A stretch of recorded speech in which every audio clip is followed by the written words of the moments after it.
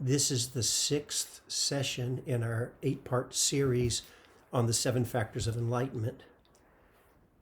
In this session and the next, I want to combine the next 2 factors into one discussion.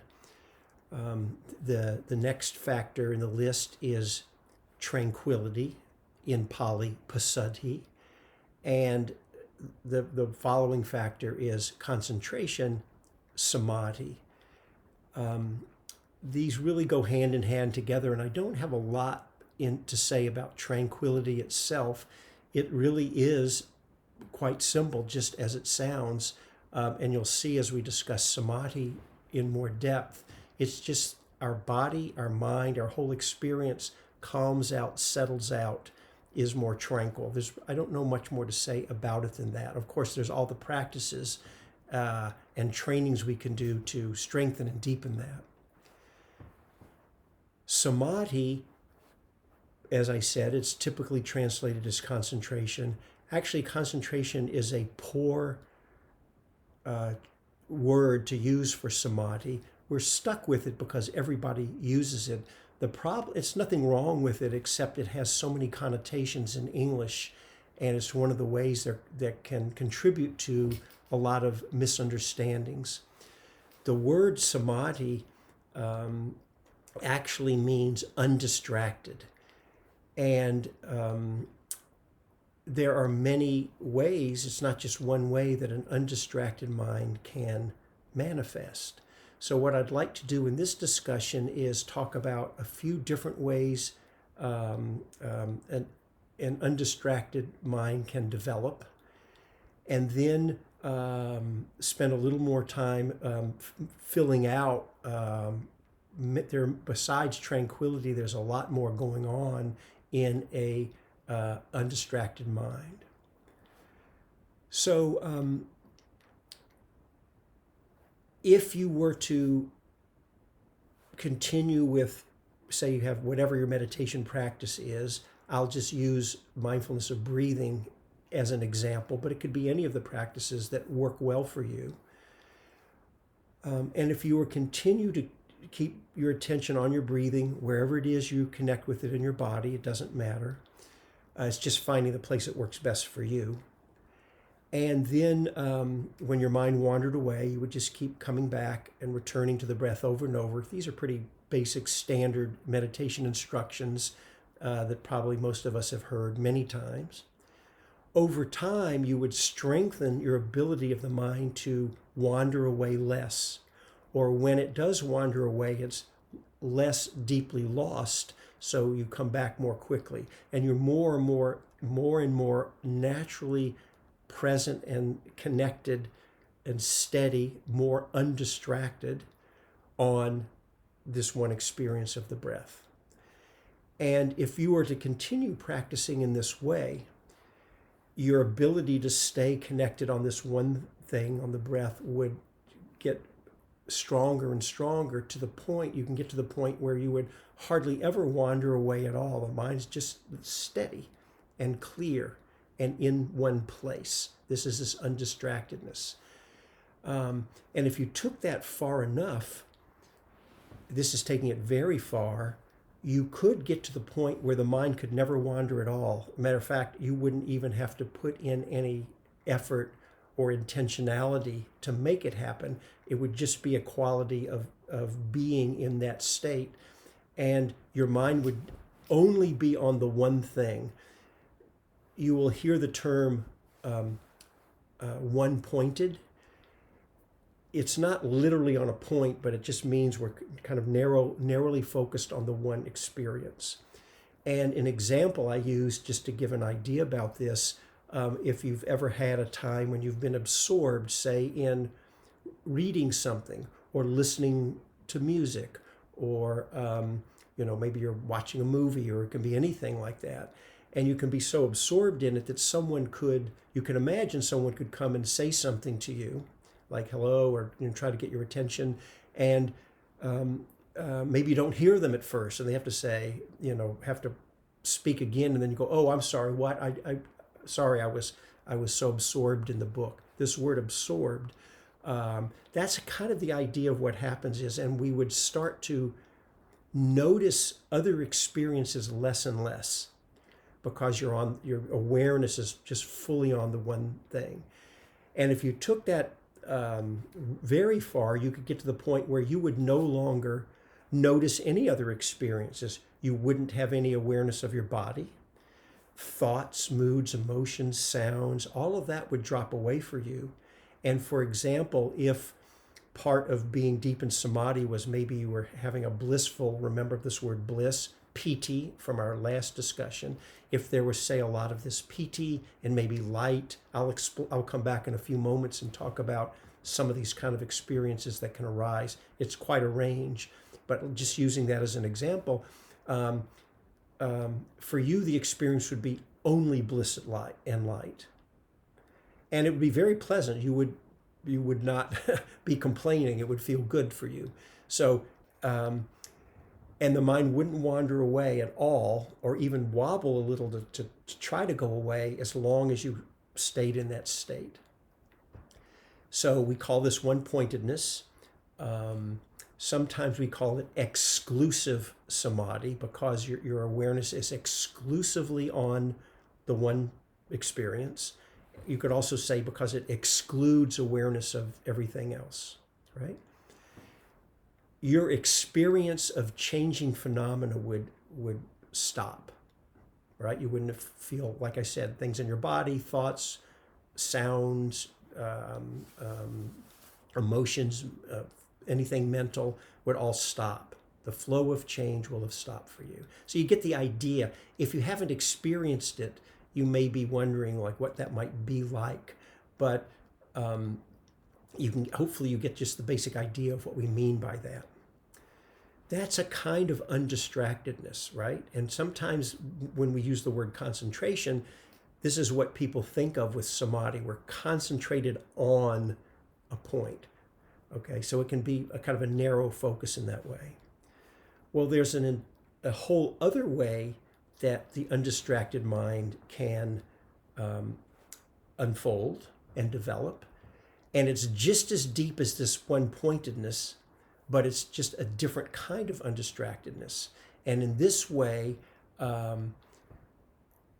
you're not so narrowly focused on a point. Your awareness can be more open and more broad and inclusive.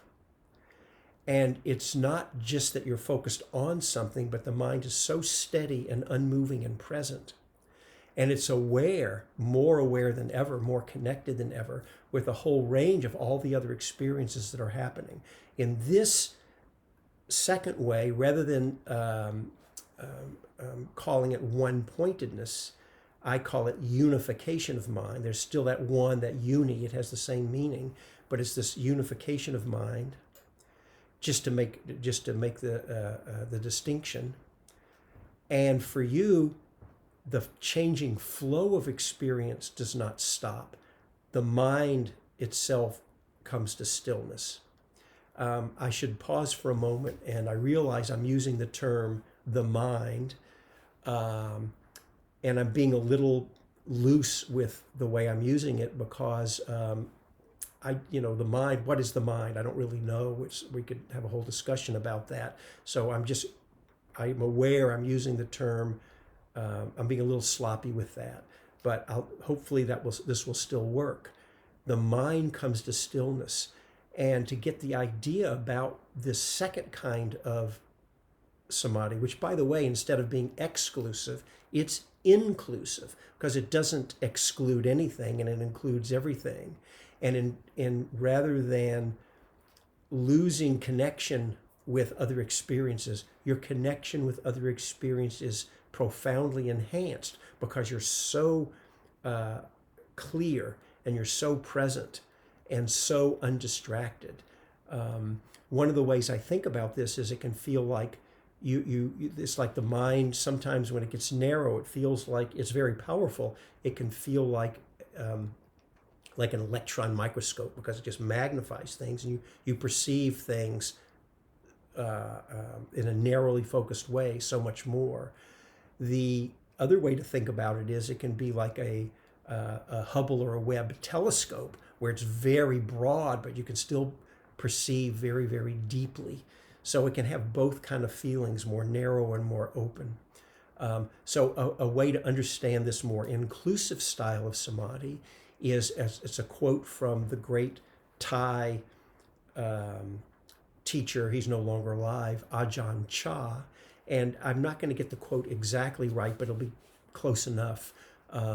It's a famous quote you may have heard called the still forest pool. And Ajahn Chah said, make your mind like a still forest pool.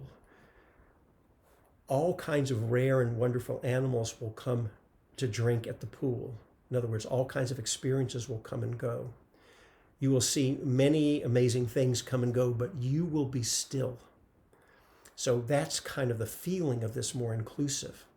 Now, these two kinds of samadhi, the exclusive and inclusive, or you could say one-pointed or unification of mind, one's not better than the other. They just have a different feel to them.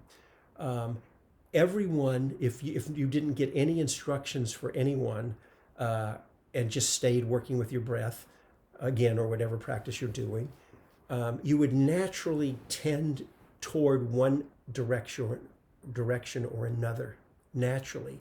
And you could just go with that, and that would be fine.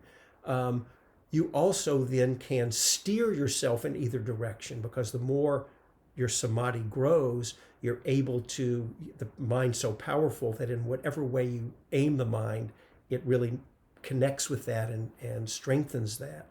So you can choose to steer it in either way. So again, it's not like one way is right or the others, but and they're equally deep. Again, people think, oh, this one-pointed where you can't feel your body anymore is deeper. It is not deeper. And I'll give you another example just to make the point. I'm going to say something about neuroscience or brain science. I actually don't know much about brain science, so what I'm about to say may not be literally the way the brain works, but hopefully the image gets the idea across. Whatever part of the brain or parts of the brain give rise to this undistracted, unmoving presence is the same in both. It strengthens the same in both of these types of samadhi. For the exclusive samadhi, in addition to that, the other parts of the brain that allow you to hear things, feel things, have thoughts, and all, those all come to quiescence. They stop. So it shuts that down.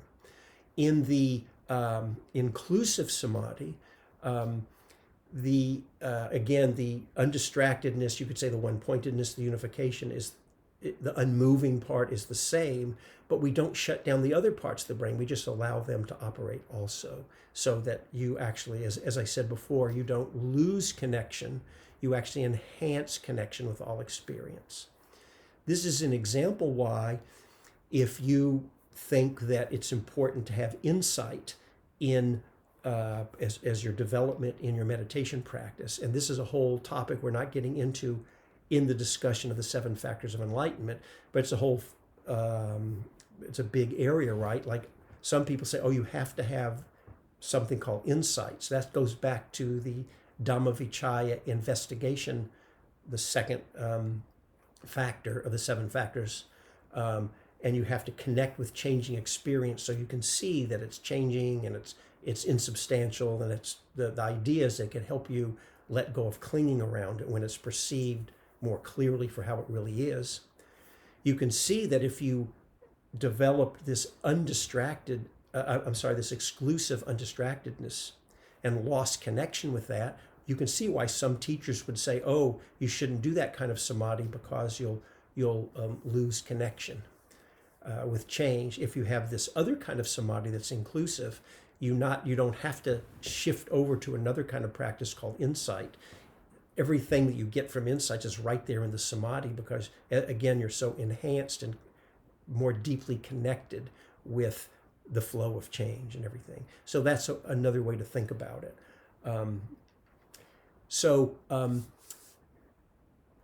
Along with the undistracted clarity and presence, there's a whole range of other experiences that are part of the experience of samadhi. Let me name a few. It's actually quite individual. There's some common ways that happen for most people, but it's a big world. The landscape of what's possible in samadhi is actually vast.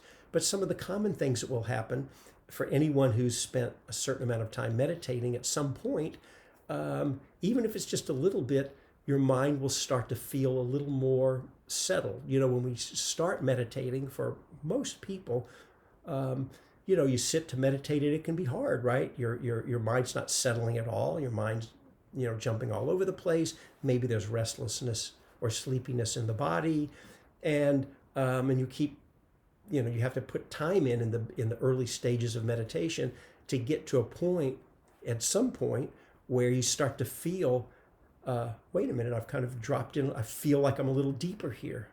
Something has shifted. This is the beginning, the first flowering or first blossoming of samadhi. What's the experience that we have that's telling us we're dropping more deeply? You will feel a clear, palpable sense of more calmness or stillness, and you won't have to be wondering about it. It will be just obvious.